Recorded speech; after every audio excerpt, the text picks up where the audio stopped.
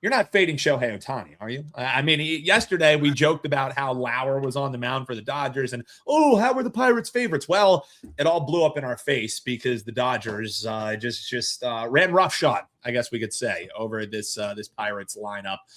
So now we got Dodgers Pirates part 2 here. As I mentioned, it looks like we got Shohei on the mound, which is why you're seeing this minus 190. Jones opposing him is what I'm seeing as my projected pitchers. This one going at 640 BP. What say you? Repeat of last night? Well, Dan, what interests me a lot of times when I'm breaking down, a matchup and we have a data point as a series progresses, always interesting to me how the individual starting pitching matchups influence the money line pricing on a game-by-game basis. You've kind of set the table here. Last night, we saw the Pirates close as a $1.20 favorite with Paul Skeens on the mound against the same Dodgers team. If you caught yesterday's edition of the Morning Wager, Mark Zell and I, we kind of had a bit of a different take. I said there was no way, not even at home with Skeens starting, that the Pirates should be a favorite against the number 1 team in my power ratings. Oh, by the way, the Pirates were 0-4 in Skeens' previous 4 starts. Well, you can now make it 0-5 because Dodgers won last night by a score 12-3. Wasn't necessarily on Skeens, obviously, when he exited in after the 6th inning game was tied 2-2. Obviously, don't need to fill you in then. You guys can just guess how poorly things went for the Pirates bullpen last night. But you fast forward to today's game, and Dan, as you laid out, the Dodgers are huge money line favorites, around minus 200 with Ohtani starting. And I'm not going to tell you that starting pitching should not be a significant part of your handicap when betting baseball. It should. And I get that Ohtani is off to a historically great start on the mound this season. His current ERA, guys, 0.56. That's the 3rd best through the first 10 starts of a season since 1913. So over 100 years there. But I just can't get away from the fact, Dan and Andy, that we're talking about a situation here. Dodgers closed around even money yesterday. Now they're minus 200. Different starting pitchers, obviously, but the same 2 teams otherwise. That's a big shift to me. Now, am I going to tell you to bet the Pirates in this game? No. But getting them plus 1.5 on the run line, around even money, seems like kind of a decent value to me. Jared Jones, you mentioned the starter for Pittsburgh, Dan. Last week on the Morning Wager, you talk about the comments section, everyone in the comments section said I was insane for backing Jones. Oh, didn't you see how he looked in his first start? Well, the Pirates like this kid, and Jones responded with 5 shutout innings and 4 hit ball against the Astros. Nice free play winner for me. In terms of the total, I do agree with the market here. We've seen the number move from 7.5 to 8.5. That's for good reason. The Dodgers are the highest scoring road team in all of baseball. It's 6 runs per game. But the Pirates, Dan and Andy, are the highest scoring home team, 5.53 runs per game. I think, hey, Pirates plus 1.5. If you have to twist my arm, make me do something with the side, that's what I would do. And then I do agree with the market on the over. I like it. And somewhere, our friend Adam Trigger is smiling with the plus 1.5. I know. I kind of want to yell at him. Come on, Trig, back me up here. Come on. Pirates plus 1.5 is the value play. Shout it from the rooftops. Fading slightly, I guess you could say, is Ohtani and big money line favorites. Not Bryan Power's bag, baby. No. We can much like your cousin Austin Powers, not his bag, baby. All right, let's do this. Oh, that's not your game that you're going to be talking about here. We're going to be. I'm going to be going to that game though in about an hour. I'll tell you that. Well, that's why I put it up. That's why I put it up. It was all planned. It was all planned, yes. BP. But you will be giving us a play here, and you actually have some deeper thoughts that we'll pick your brain on here. Atlanta Braves and the Chicago White Sox. The thing is, Chris Sale, who kind of was an automatic, like, give me Chris Sale first 5, I'll even lay run that, half runs with Chris Sale in the first 5, kind of blew up in my face in his last outing, at least. Wasn't his day, I guess we could say, against the Blue Jays. Now it's looking for a bounce back start. Is Chris Sale and the Braves as they're taking on the Chicago White Sox here on the road. So Chris Sale, you like the automatic play with him. You see the money line favorite. I know you love laying that chalk, BP.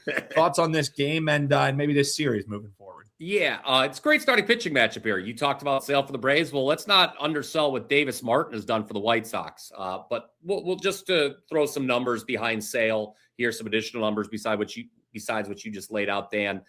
He did allow the season high of 10 hits last time out, okay? But only 3 runs. Only once in 12 starts this season has Sale allowed more than 3 runs. He's allowed 2 runs or fewer 9 times. We're talking about a guy top 5 in ERA at 2.23, top 12, in WHIP at 1.03, top 7 in FIP, 2.88. But guess who one of the 6 guys with a lower FIP is? That would be Davis Martin, who also has a top 10 ERA and a 1.11 WHIP. Now, Martin's going to be starting on an extra day of rest here because he too was worse than normal.